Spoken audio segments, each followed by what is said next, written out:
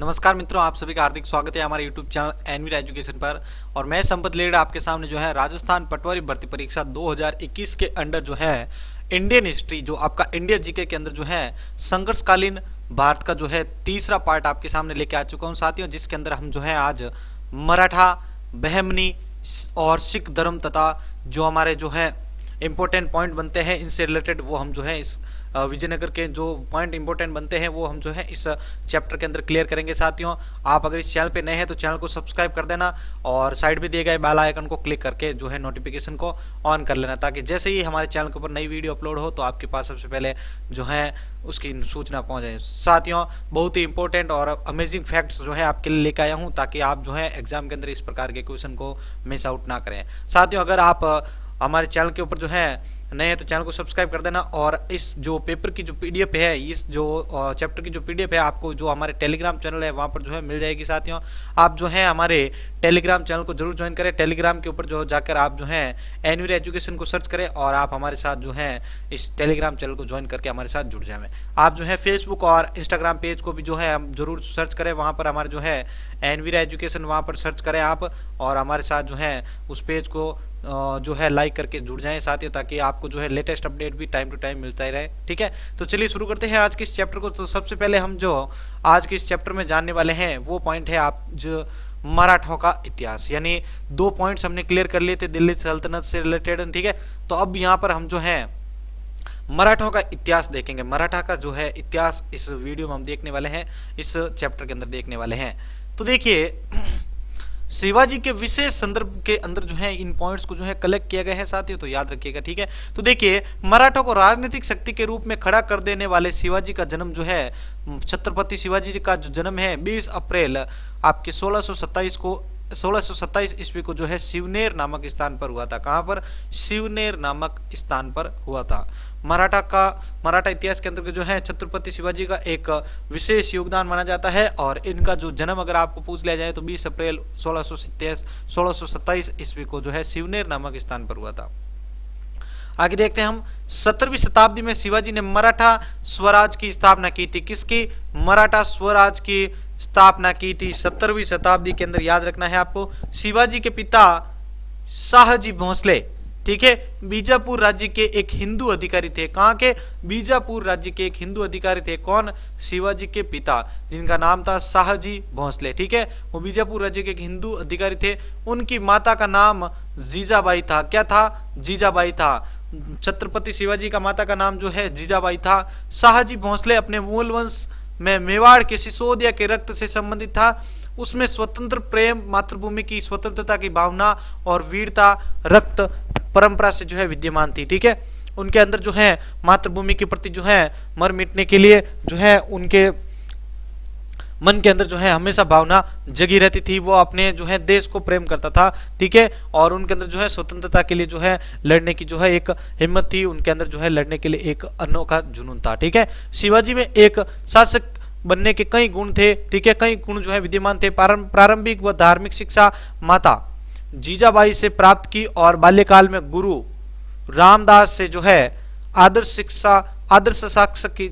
शासक की जो है शिक्षा प्राप्त की थी। ठीक है, 1640 ईस्वी में जो है, अब देखो 1640 ईस्वी की बात है, 1640 ईस्वी में शिवाजी को जो है पूना की जागीर सौंपी गई और 1641 में साई बाई निम्बालकर, क्या नाम था? साई बाई निम्बालकर से जो है शिवाजी का विवाह हुआ। तो छत्रपति शिवाजी की पत्नी का नाम पूछ ले जाए तो आप बताएंगे साई बाई निम्बालकर। ठीक है, 1646 ईस्वी में सबसे पहले जो है बीजापुर की तोरण नामक पहाड़ी जिले पर अधिकार किया था इन्होंने। ठीक है, बीजापुर की जो है तोरण नामक पहाड़ी पर इन्होंने अधिकार किया था।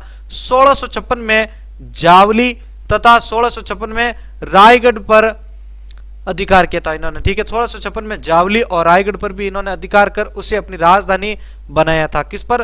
रायगढ़ और जावली को 1656 में अपने अधिकार क्षेत्र में ले लिया, फिर उसको जो है अपनी राजधानी बना दिया था। 1674 में शिवाजी के राज्याभिषेक के बाद जो है उन्होंने छत्रपति की जो है उपाधि धारण की थी। ठीक है, उन्होंने राज्याभिषेक के बाद जो है छत्रपति की जो है उपाधि धारण की थी। रायगढ़ को अपनी राजधानी बनाया। ठीक है, रायगढ़ को अपनी राजधानी बनाया था इन्होंने। यहाँ पर बताया मैंने जावली और रायगढ़।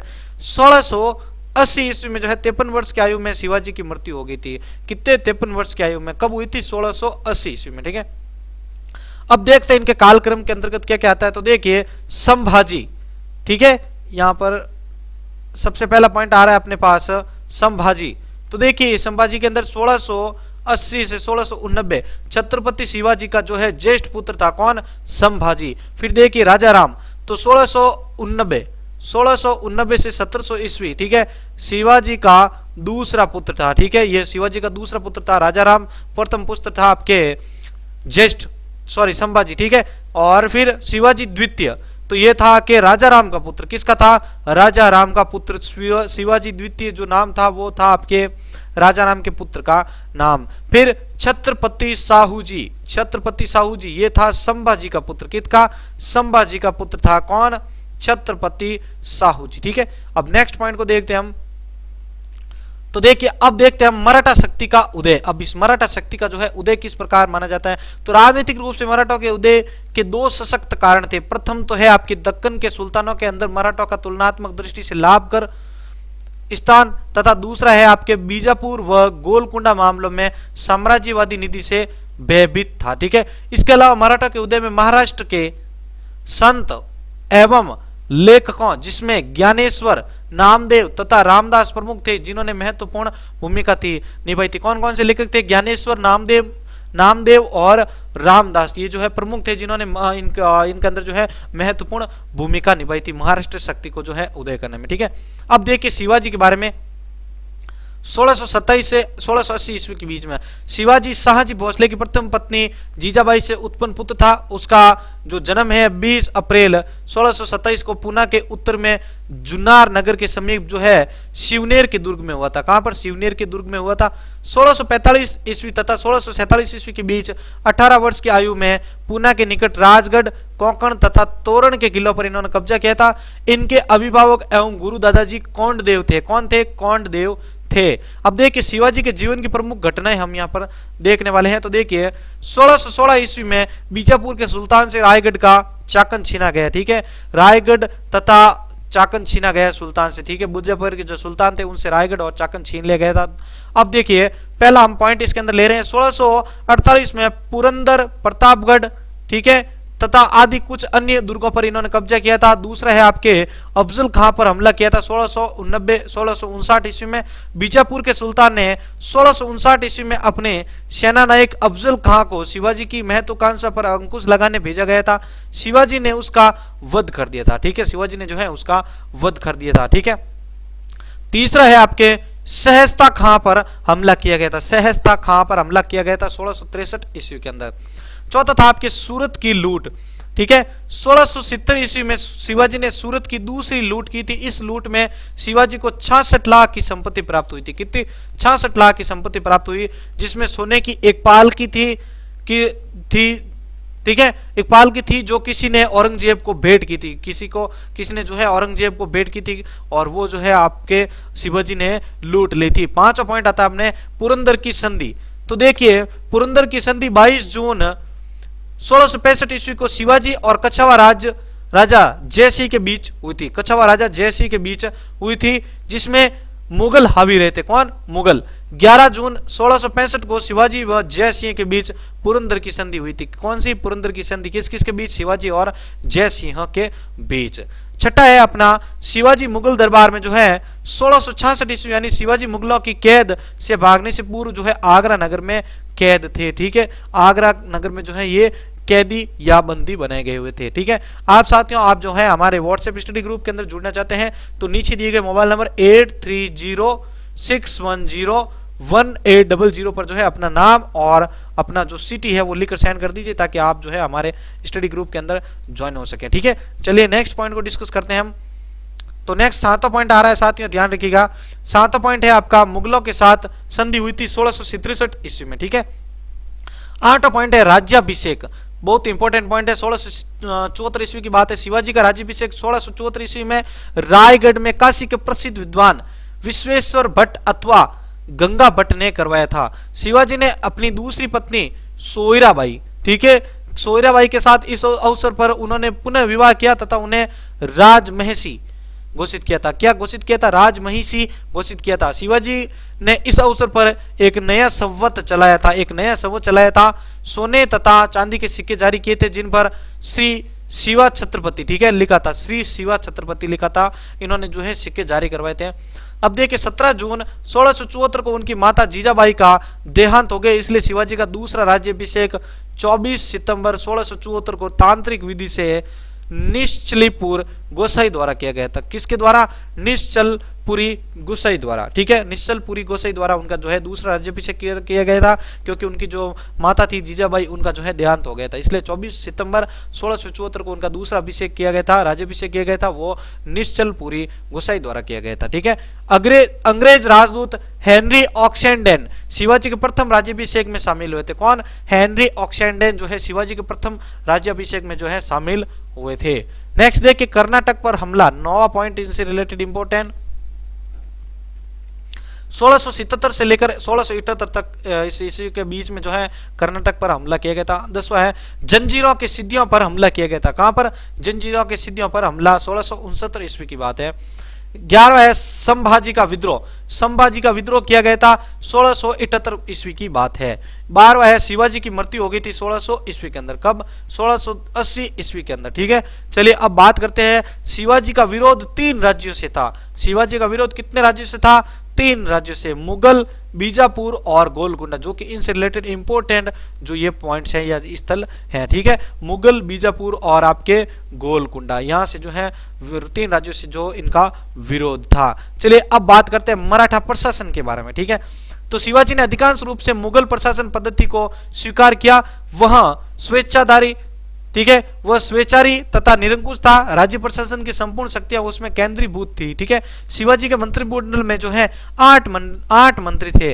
उनके मंत्रिमंडल में टोटल आपके 8 मंत्री थे, अतः उन्हें अष्टप्रधान कहा जाता था। क्या कहा जाता था? अष्टप्रधान, क्योंकि शिवाजी की जो मंत्रिमंडल थे उसके अंदर 8 मंत्री थे, ठीक है। प्रशासन में शिवाजी की सहायता और परामर्श के लिए 8 मंत्रियों की एक परिषद थी, जिससे अष्टप्रधान परिषद कहा जाता था। क्या कहा जाता था? अष्टप्रधान परिषद कहा जाता था, जो इस प्रकार है। अब देखते हैं इन अष्टप्रधान परिषदों को। अब देखिए पहला है अपने पास पेशवा। साथियों चैनल जो है इस आगे वीडियो को स्टार्ट करूं उससे पहले जो है रिक्वेस्ट करूंगा कि अगर आप चैनल पे नए विजिट कर रहे हैं तो चैनल को सब्सक्राइब कर लेना।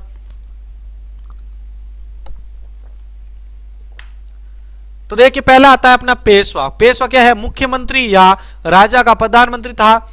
संपूर्ण प्रशासन का पर्यवेक्षण एवं निरीक्षण व लोकहित की रक्षा पर दृष्टि रखने वाला था। कौन? पेशवा। दूसरा है अमात्य या मजूमदार, ठीक है।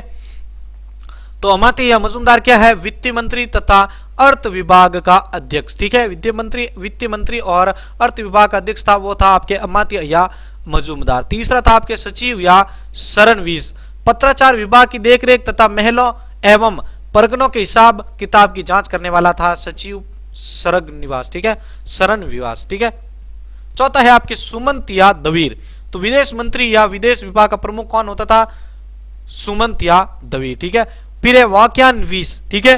वाक्यान्वीस क्या था? गुप्तचर डाक या गृह विभाग। कौन था? गुप्तचर डाक या गृह विभाग था आपके वाक्यान्वीस। छठा था आपके सेनापति यानी सरनोबात, ठीक है। सैन्य संचालन और लूट के माल का हिसाब रखने वाला। सैन्य संचालन, सैनिकों का संचालन करना और जो लूटा गया था माल, उसका हिसाब रखने वाला था, वो था आपके सेनापति या सरनोबात, ठीक है। सातवां था आपके पंडित राव यानी दानाध्यक्ष। धर्मस्व विभाग का अध्यक्ष या धार्मिक मामलों में छत्रपति का प्रमुख परामर्शदाता कौन था आपके? पंडित राव, ठीक है। आठवां है आपके न्यायाधीश या शास्त्री, न्याय विभाग अध्यक्ष, ठीक है। शिवाजी ने अपने साम्राज्य को 2 प्रदेशों में बांटा था, स्वराज्य प्रदेश और मुगल प्रदेश। स्वराज्य प्रदेश और मुगल प्रदेश जो थे 2 आपके इसके अंदर न्याय विभाग थे। अब देखते हैं स्वराज्य प्रदेश के 4 प्रांत थे, ठीक है। ये जो आपके स्वराज्य प्रदेश था उसके 4 प्रांत थे। कौन कौन से? ये चारों प्रांत, उत्तरी प्रांत, दक्षिणी प्रांत, दक्षिण पूर्वी प्रांत और ग था आपके नया। नेक्स्ट है आपके नया जीता हुआ अव्यवस्थित प्रांत, ठीक है। ये चारों जो है स्वराज्य प्रदेश के प्रांत माने जाते हैं साथियों, और चारों के चारों आपको पॉइंट जो है याद रखना चाहिए, ठीक है। अब हम जो है नेक्स्ट पॉइंट के बारे में बात करते हैं।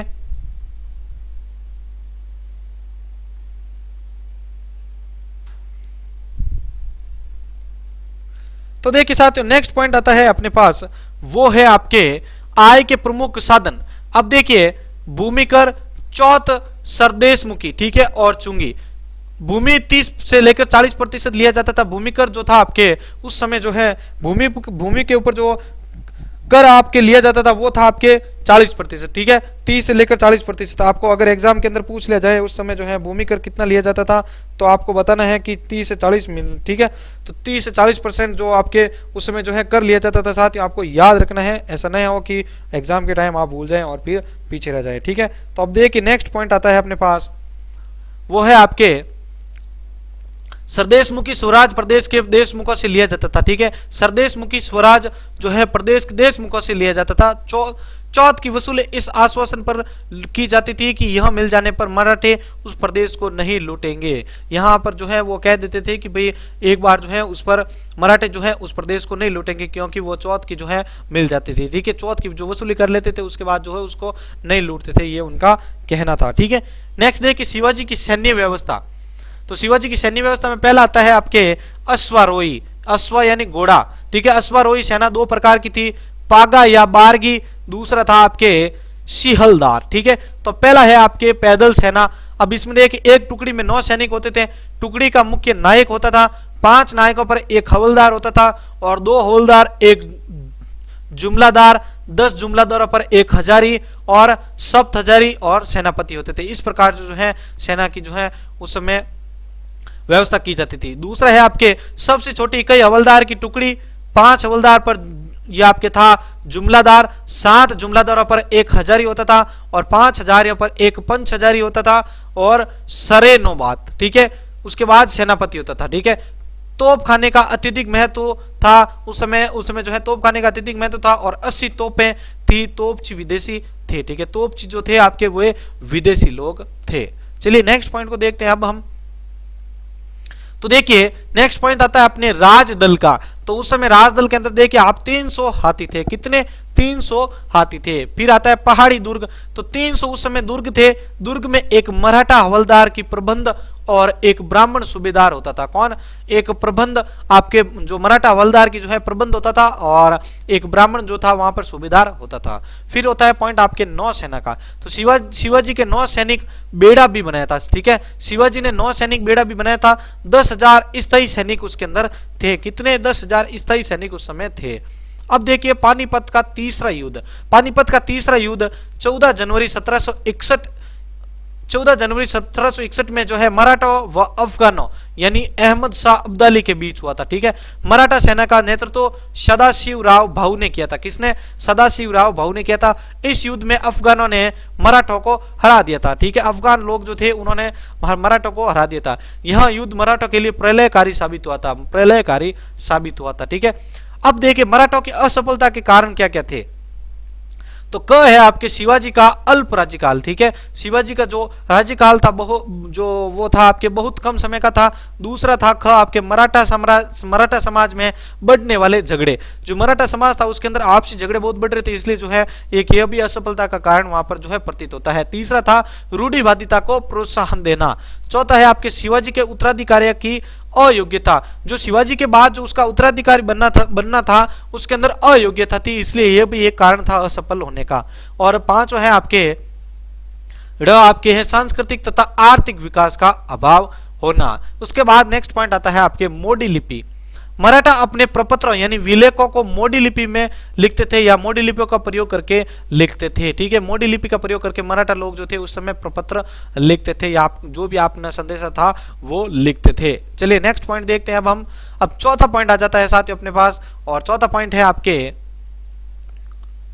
विजयनगर एवं बहमनी साम्राज्य, जो कि आपने बैनर के ऊपर भी लिखा हुआ देखा होगा।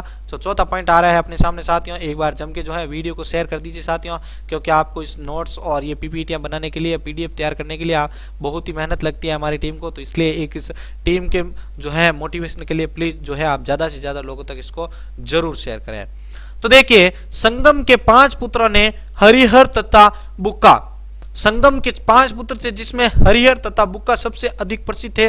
उन्होंने तुंगभद्रा नदी के तट पर विजयनगर राज्य की नींव डाली थी। विजयनगर राज्य की नींव कहां पर डाली थी? तुंगभद्रा नदी के उत्तरी तट पर, ठीक है। वे वारंगल के काकतियों के सामंत थे। किसके? वारंगल के काकतियों के सामंत थे। मोहम्मद तुगलक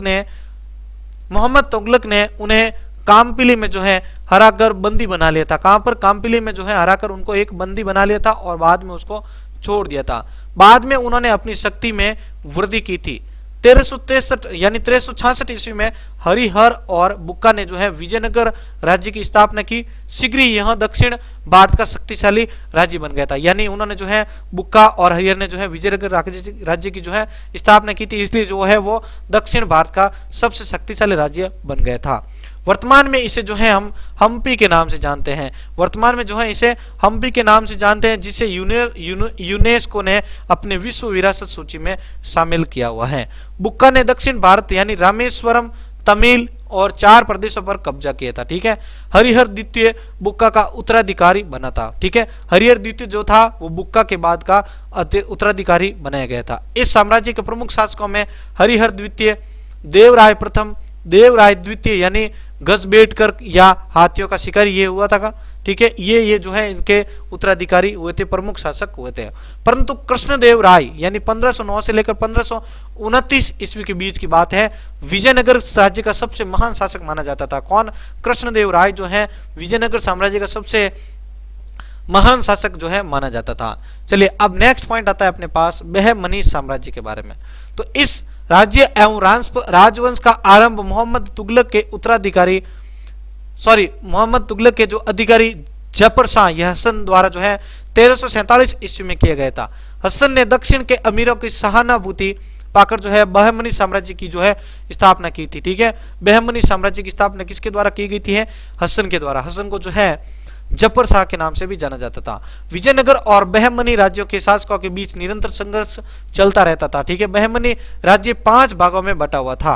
हसन फारस के वीर योद्धा बहमन का जो आपके वंशज था। कौन? हसन फारस जो है आपके बहमनी योद्धा का जो है वंशज था। उसने जो है कुलबर्ग को अपनी राजधानी बनाया था। किसको? कुलबर्ग को जो है अपनी राजधानी बनाया था। 1365 ईस्वी में तालीकोटा के युद्ध में दक्षिण भारत के मुस्लिम राज्यों की संयुक्त सेनाओं ने जो है विजयनगर की जो है सेनाओं को हराया और विजयनगर राज्य को उन्होंने जो है लूट लिया था। विजयनगर राज्य को जो है लूट लिया था बहमनी साम्राज्य के द्वारा।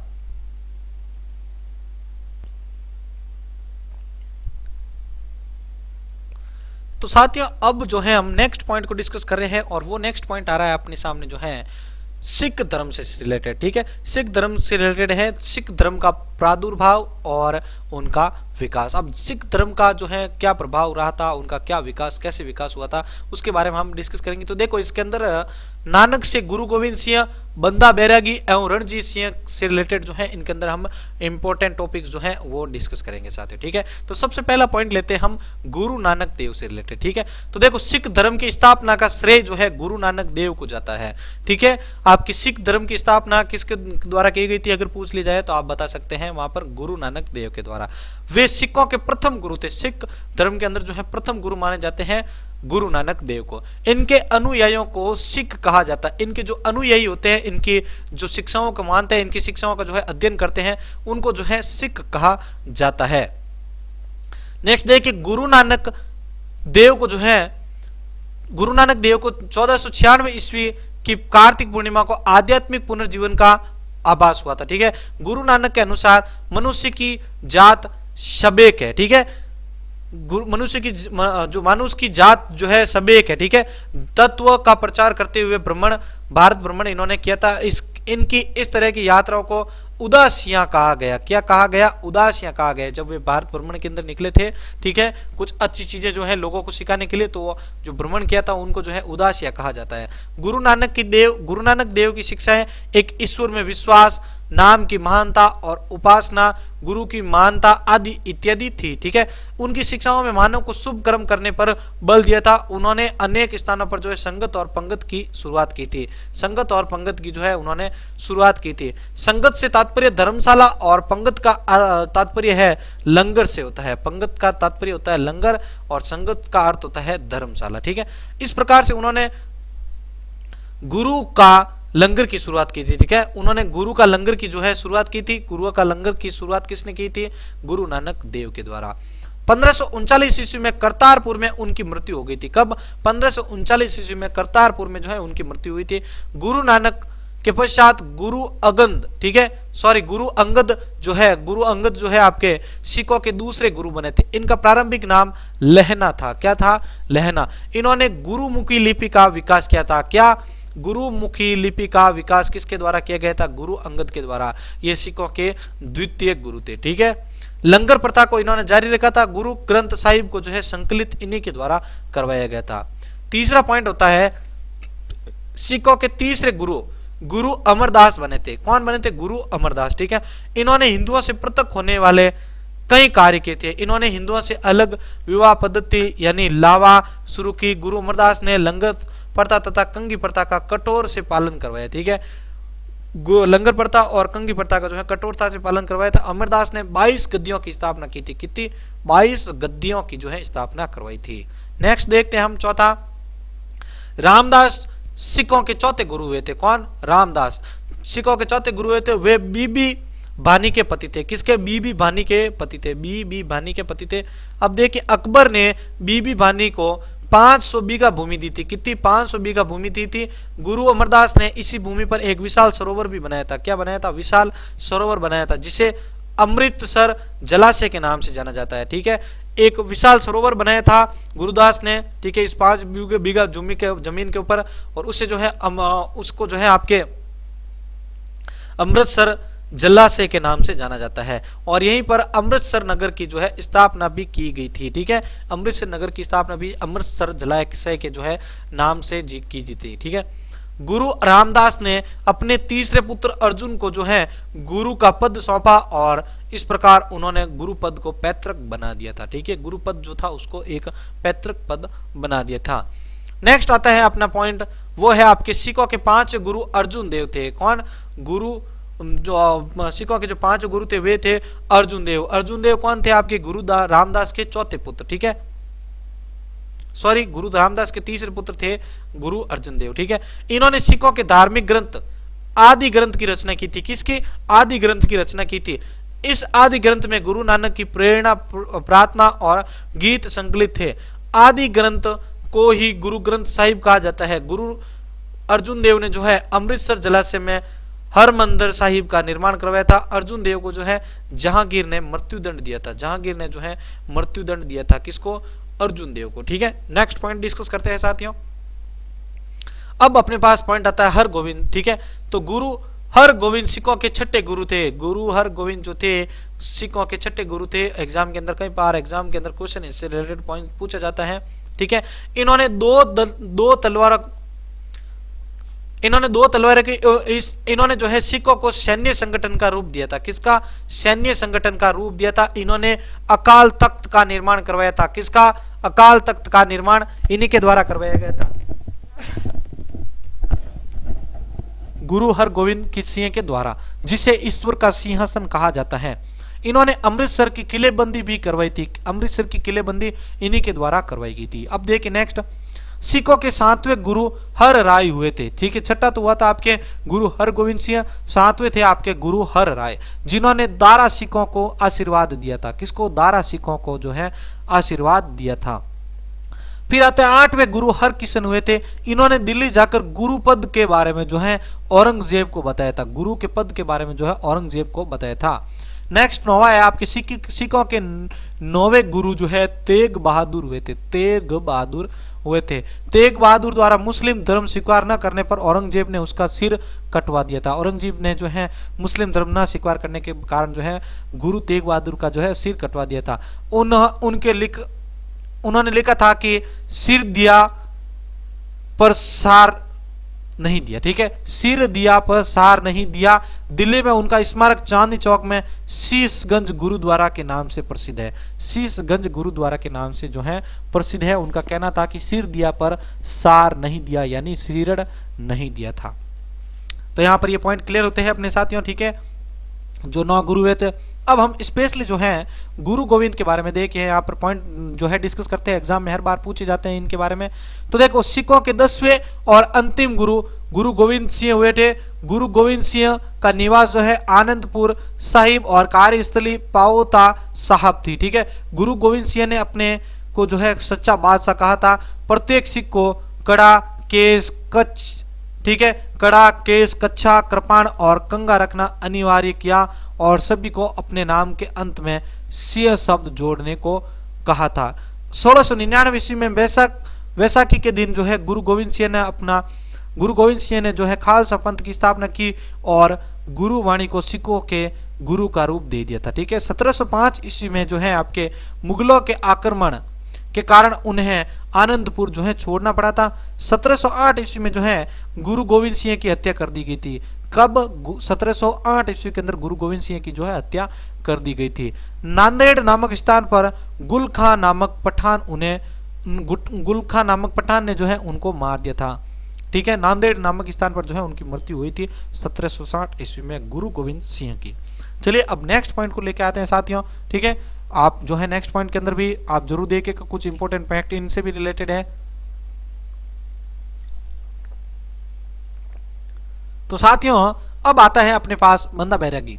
देखिए साथियों, मैं किसी भी पॉइंट को इतना डीपली नहीं लेके जा रहा हूं क्योंकि अभी जो है एग्जाम बहुत नजदीक है और हमें जो है सिर्फ इंपॉर्टेंट पॉइंट को पढ़ के ही आगे बढ़ना है, इतना डीपली नहीं जाना है क्योंकि एग्जाम के अंदर जो है मोटे मोटे तौर पर जो इंपॉर्टेंट फैक्ट या महत्वपूर्ण जो प्रश्न होते हैं वो वही पूछे जाते हैं। अब पॉइंट आता है अपने पास बंदा बैरागी से रिलेटेड। ठीक है, अब बंदा बैरागी के बारे में जानते हैं हम। तो देखिए 1708 से 1716 के बीच की बात है ये। तो गुरु गोविंद सिंह की आज्ञा से बंदा बैरागी पंजाब पहुंचा था। उसने जो है सिखों को संगठित करने की कोशिश की और सर हिंद के सूबेदार वजीर खां के अत्याचारों से जो है पंजाब को बचाने के लिए उन्होंने सर हिंद पर आक्रमण कर दिया और वजीर खां का वध कर दिया था। ठीक है, पंजाब से मुगल शासन समाप्त हो गया था। पंजाब से जो है मुगल शासन वहां तक का जो था वो समाप्त हो गया था। बंदा बैरागी महान त्यागी, सूरवीर और धर्म रक्षक था। ठीक है, महान त्यागी, सूरवीर और धर्म रक्षक था। अब बात आती है अपने पास नेक्स्ट, वो है आपके महाराणा रणजीत सिंह। ये भी इंपॉर्टेंट पॉइंट है साथियों, एग्जाम में हर बार पूछा जाता है। तो देखिए रणजीत सिंह के बारे में। रणजीत सिंह का जन्म जो है 13 नवंबर 1780 को गुजरावाला, ठीक है, 13 नवंबर 1780 को गुजरावाला पाकिस्तान में हुआ। उनके पिता का नाम महासिंह था और 1798 और 99 में जो है 1798-99 में जो है रणजीत सिंह लाहौर का शासक बना था। कहां का? लाहौर का शासक बना था। 1800 में उन्होंने अमृतसर पर अधिकार कर लिया था। कब? 1800 ईस्वी में। ठीक है, 1808 में उन्होंने सतलुज नदी, ठीक है, सतलुज नदी पार करके फरीदाकोट पार करके जो है मलेरकोटला तथा अंबाला पर विजय प्राप्त की थी। कहां पर? मलेरकोटला तथा अंबाला पर जो है विजय प्राप्त की 25 अप्रैल 1809 को। ठीक है, 25 अप्रैल 1809 ईस्वी को जो है चार्ल्स मेटकॉफ और महाराणा रणजीत सिंह के बीच अमृतसर की संधि हुई थी। किसकी? अमृतसर की जो है संधि हुई थी। किन किन के बीच? चार्ल्स मेटकॉफ और महाराणा रणजीत सिंह के बीच में।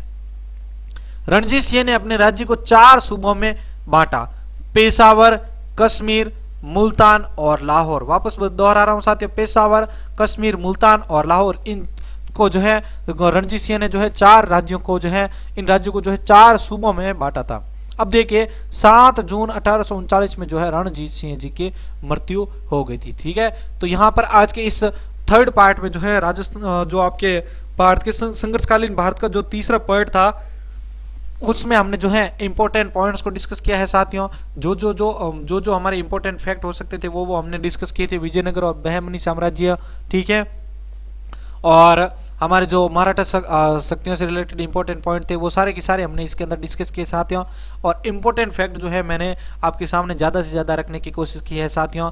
इसी प्रकार जो है आज का ये चैप्टर यहाँ पर क्लियर होता है साथियों। आप जो है हमें फेसबुक, इंस्टाग्राम और टेलीग्राम के ऊपर जरूर ज्वाइन करें साथियों, क्योंकि आप जो है ज़्यादा से ज़्यादा लोगों तक इस वीडियो को पहुंचाएंगे तो वो भी जो है इसका फ़ायदा उठा पाएंगे। आप जो है हमारे स्टडी व्हाट्सएप का स्टडी ग्रुप है 8306101800, इस पर जो है आप अपना नाम और अपना सिटी लेकर भेज दीजिए और आप हमारे साथ जुड़ सकते हैं।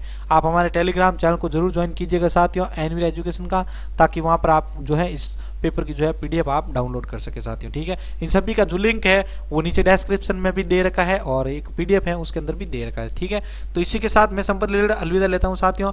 मिलते हैं हम नेक्स्ट वीडियो में। धन्यवाद।